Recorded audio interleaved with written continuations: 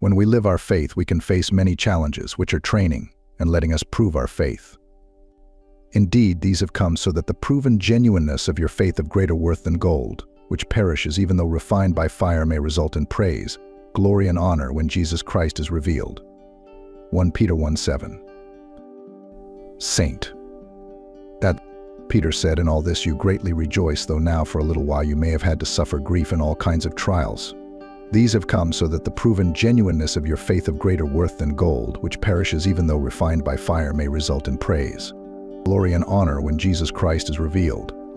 Though you have not seen him, you love him, and even though you do not see him now, you believe in him and are filled with an inexpressible and glorious joy, for you are receiving the end result of your faith, the salvation of your souls." 1 Peter 1:6-9. We know that Blessed Mother Teresa Calcutta has been in darkness for some time. In Come Be My Light, Mother Teresa Calcutta details her spiritual suffering in many of her letters to spiritual guides over the decades. When I want to turn my mind to heaven, there is a convincing void that every thought is as sharp as a knife and hurts every soul. God loves me, but the reality of darkness, coldness, and emptiness is so great that nothing touches my soul. At that time, my faith wavered. Even in my mind, I used to think that God's coming was just a pre-made script. God, Satan, and everything is real, but not in the way I used to believe. As a child of God, I am fully convinced that God is real, that the Creator is real, with the creation of heaven and earth, all visible and invisible things in this world. Then, as I learned about the Bible, I also believed that it was God's word, not the word of men. The Bible is a powerful book because it contains God's words to mankind. However, when reading the Bible, there are always arrogant questions in my heart, challenging my faith. I feel that there are always two forces fighting each other. One side always asks swirling questions to refute and despise God. The other side is always looking for reasons to defend God. In all these debates, there is a very shocking debate. The debate has been going on for a long time. During that time, I always questioned the priests whenever I could to seek their help, but all the answers they gave did not satisfy the part of Satan in me. But this morning, a miracle happened when the debate reached its climax. All questions were answered satisfactorily. Satan's tears were shed, and I was glad that I was no longer afraid of Satan's clinging. I am glad to share this joy with you. I would like to report that debate as follows. To the questioner, temporarily called Satan, and the respondent, hereinafter referred to as I. I was sitting drinking coffee in the morning and indulging in cigarette smoke when Satan appeared and began to wage war with a very shocking question. Was Jesus an actor in the script of the Father's redemption of mankind? I was surprised and asked again, "How dare you ask such a question?" Satan excitedly explained, "Look, the fact that Jesus was born in Bethlehem to a virgin who had been prophesied thousands of years ago, and then in the work of salvation of Jesus, he always knew in advance what would happen. God knew that Peter would deny God 3 times before the rooster crowed. God knew Judas would betray you. God knows that God will be crucified, hanged, and 3 days later will rise again, etc. It all went like a script that the Father had written for a long time, and Jesus and the others were just acting as actors." I argued. But Jesus came down to earth as a man, clothed in human nature. That is, he was as weak, miserable, and fearful as he was with our naked eyes. The proof is that when the Father revealed his death, he was worried and sweated blood and prayed for the Father to take away the bitter cup for himself. Even in the face of the unbearable pain of being crucified, he exclaimed, "Father, Father, why do you dare to abandon me?" At this time, Satan sneered. "That's right, that's what I want to tell you.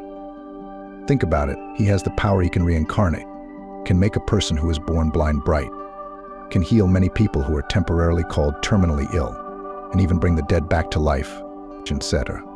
But he still had to sweat and blood, and he had to ask the Father to put away the bitter cup for himself.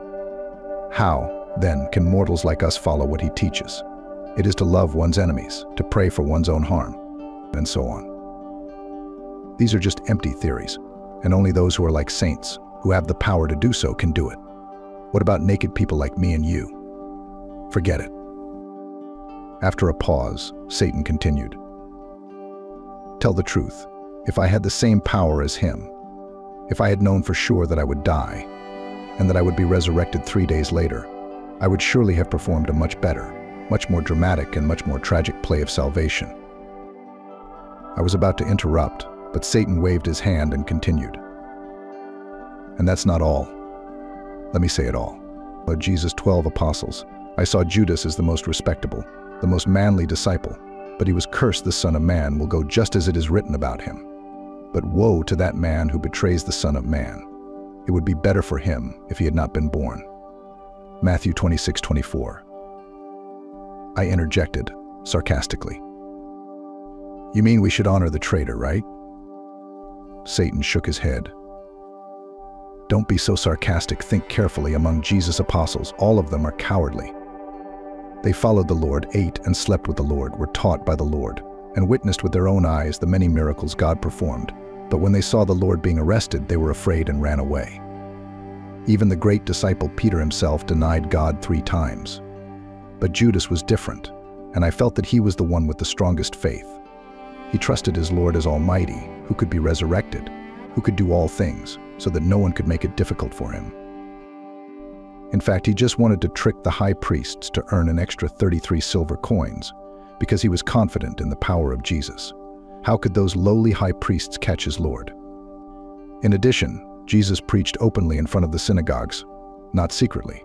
So if Judas did not submit to the Lord, someone else would either submit it or people would come to arrest the Lord without anyone to lead the way. I imagine, when the crowd came to arrest the Lord, he asked, "Who are you looking for?" They replied. "Look for Jesus, Nathanael," he said. "It's me." When he said, "Here I am," they fell back and fell to the ground. John 18:6. I thought to myself, how happy Judas was at this time. And in his heart he would surely mock the crowd there, "My teacher, go away." But soon after he saw that his Lord did not use his power to resist, but surrendered himself to the crowd. His faith had collapsed, in stark contrast to the other disciples who were fleeing and hiding. Judas was a fearless man. He regretted it, went to the high priests and threw back 33 pieces of silver and said, "I have sinned," he said, "for I have betrayed innocent blood." "What is that to us?" they replied. "That's your responsibility." Matthew 27:4. He then strangled himself. Do you think he deserves to be cursed? Did he play the villain too well in the Father's salvation scenario? I interrupted him. You calm down, you've deduced too far. Did Judas perform too well? I don't think so. Peter committed the same terrible sin as he did. But Peter did not commit suicide but quietly followed the footsteps of Jesus and later became the pillar of the church.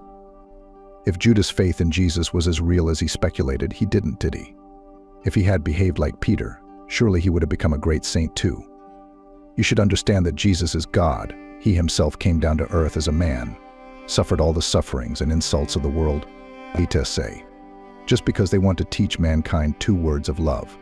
He wants people to live happily together in this life by loving each other as themselves, and that is also the key to opening the door to life in the next life.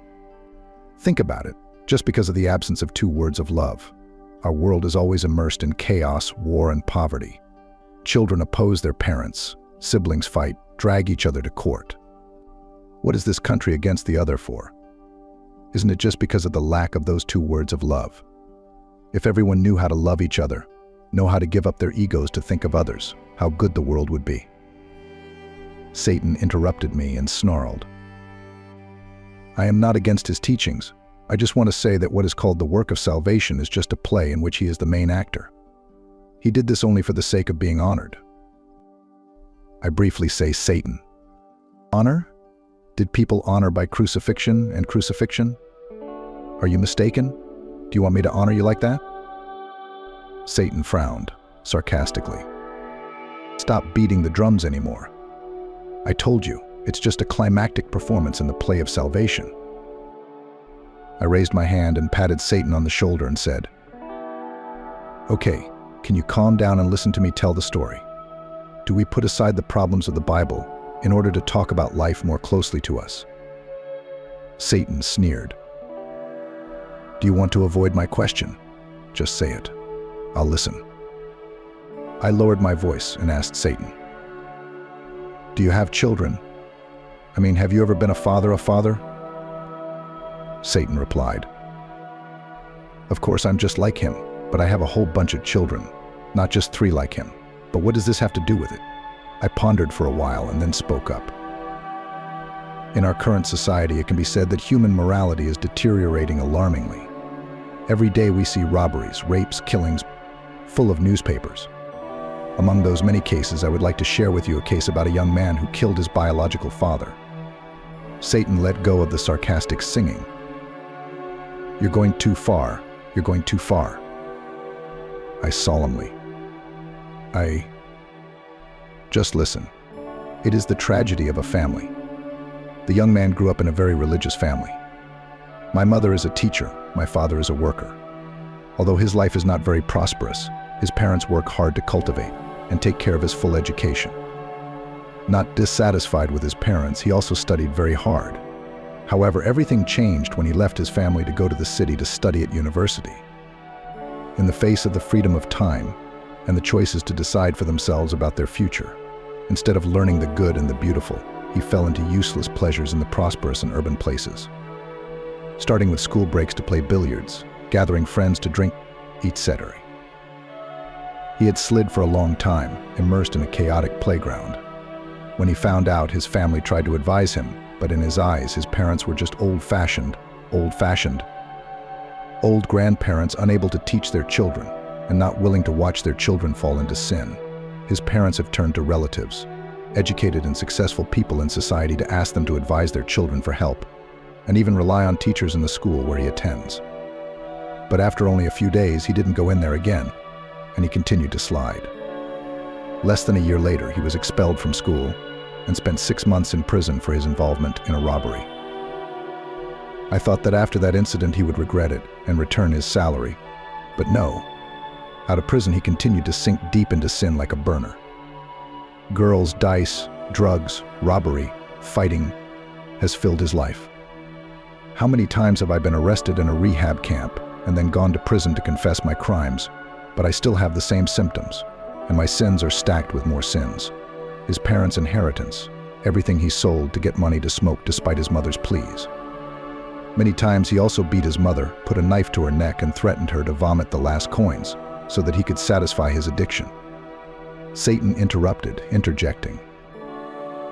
And the climax of that story is that on one occasion, when he couldn't hold back his anger when he saw his adversary beat his mother, the father rushed in and slapped him like heaven. Then he turned to the father, holding a knife in his right hand, swinging it up to draw a cruel arc. And the end of that arc was on his father's left breast. His father fell down, his eyes rolling back like a final signal to the blue sky in vain. Then he was arrested and sentenced to death, right? I asked Satan in surprise. "Have you read this story already?" Satan replied coldly. "No, I haven't read it. I'm just guessing because stories like this are rampant in our society." "Well, please don't waste any more time. We've gone too far from the topic we're debating." I nodded and continued. He hadn't read it, but he was so good at judging the ending of the story like that. "You're very talented at writing stories." It was true that the story had ended as he had predicted. However, there is one more detail. At the trial, the mother cried, earnestly begging the trial court to forgive the death penalty for the other villain, who killed her husband, breaking her family. Satan impatiently waved his hand to interrupt me. Come on. What parent wouldn't do that? If I am Satan, I also pray for good things for my children to train mortals like that mother. If you are really interested in such stories, whenever you have free time, I will send you the whole store. Many cases are much more thrilling and attractive, much more tragic and dramatic. But now, please end the story here. Let's get back to our topic. I asked again.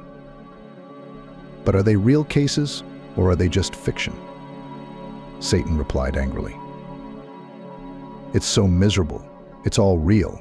There are even names, addresses, dates of crime. I've never seen anyone as brave as you. Don't shy away from our topic of debate anymore. I pondered for a while and then spoke up. You know, the young man in the story I just told is the image of us humans, who were born and raised in the loving arms of the Creator, of God. But we humans have pushed God out of our lives to be free to decide about our future, our lives. The boy's long slides in the story portray the image of the human world immersed in sin, constant war, slaughter everywhere. The boy's imprisonment is like the calamities that humanity suffers as a result of war, hunger, burning houses, dead people, devastated cities. But after all these events, people continue to live in their own way, just like the other boy after many times in prison and committing crimes. He is still used to the old way. Satan was frustrated, waved his hand and interrupted me.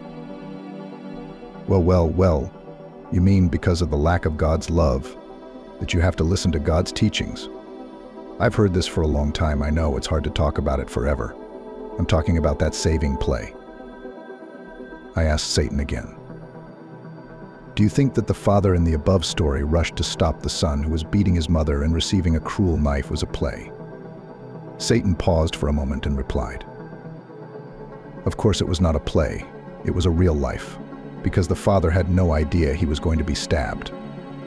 But Jesus was different. He knew everything in advance. He knew he would be crucified, and then 3 days later he would rise again, and then he would go to heaven to the Father and the play would end. I asked again, didn't you correctly judge the outcome of the story I was telling just now? He is immortal, and he can judge the reaction of the adversary when the Father intervenes. Of course, God, who knows everything, knows how he will be hanged. He understood Peter's nature as well as Judas, so he knew in advance that Peter would reject the Lord and Judas would sell master. Seeing Satan pondering, I continued. The father in the story, not knowing that he would be stabbed by his own son, rushed to intervene. Death came to him somewhat gently. But Jesus was different. As he said, he knew in advance how he would be hanged. But the earlier knowledge did not make Jesus any lighter, but on the contrary much more painful, as evidenced by the fact that before the day of his surrender he was in a state of turmoil. And therefore he pleaded with all the more earnestness, and his sweat was like drops of blood falling to the ground. Luke 22:44. Yes, there are still a few days left before he is hanged. But he is already worried about sweating and sweating blood. What could be more painful than knowing that I rushed in? My child would stab me to death, but I couldn't just stand by and watch my child swing fatal blows at his mother. In that moment of life and death, I believe that the father in the story more or less sensed the danger of the adversary, but he still rushed to intervene with the hope that his death could make the child wake up. This is the same image of Jesus, who knew that he would be hanged by his children, but he accepted, as evidenced by the fact that when Peter swung his sword against his captor, the Lord calmly said to Peter, Jesus commanded Peter, "Put your sword away. Shall I not drink the cup the Father has given me?" John 18:11. You know, one of the blood and bone experiences of the medical profession is that doctors are not in a hurry to tell patients about their medical conditions if they have incurable diseases such as cancer or HIV. Because of this, the patient will quickly collapse and death will come faster than their condition. You know, the case of Jesus was much more painful, holding the death sentence in his hand, but it was a wrong sentence. It was the governor of Pilate who said, "I find no basis for a charge against this man," Luke 23:4. Seeing Satan bow his face, I lowered my voice. Imagine putting yourself in the shoes of the father in the story when he couldn't bear to watch his son fall into sin. He asked one person after another to advise his son with the hope that his child would listen to the advice and convert. So is the Father, who has sent prophet after prophet into the world to exhort mankind. But where do you hear it? Even the prophets were persecuted, beheaded, which John Beotixita is a testament to. In the end, he had to send his only begotten Son to earth with the hope that his Son's blood would wash away the sins of the world. Sending the prophets and his sons into the world was a strategy, a plan drawn up by the Father to redeem mankind, just as the Father in the story drew up a plan to ask one person or another to counsel his Son. And finally, when he fell into the situation of running out of medicine, the Father had to use his own life with the hope of being able to save the soul of his child. And yet the image of a mother crying in court begging for forgiveness of death for her child shows a boundless love, not because nor why, simply love. The mother's love reminds us of the image of Jesus crucified on the cross, and in that moment of extreme pain he prayed, "Therefore I am sending you prophets and sages and teachers. Some of them you will kill and crucify, others you will flog in your synagogues and pursue from town to town." Matthew 23:34. How can all of that be called a play, right? Hearing the slump, I asked Satan, "Are you crying?" Satan pondered for a moment and then said, "His arguments sound valid, but they are all his own speculation. If these things are true, Why does the Bible not record anything about this? I calmly replied, "No notes? Yes, brother." But it was his arrogance that blinded his eyes. He reads the Bible, but not to find the truth about God, but to find reasons to refute God. In doing so, he will never find the truth, for the very motive that motivates him to seek the truth is misguided. The Father's plan and Jesus' work of salvation are clearly written in the Bible through the parable of the murderous peasants, Luke 29:15, MT 21:33-42. Then Jesus began to tell the people this parable.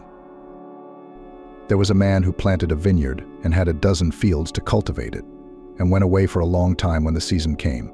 He sent a servant to meet the farmers so that they could hand over the vineyard crops for him to bring back. But the farmers beat him and chased him back empty-handed. He sent another servant, but they also beat him, humiliated him, and drove him empty-handed. He sent a third man, but they also severely wounded him and threw him out. The owner of the vineyard said, "What should I do? I will send my beloved son, and maybe they will respect me." But as soon as they saw him, the farmers immediately discussed, "The heir is here.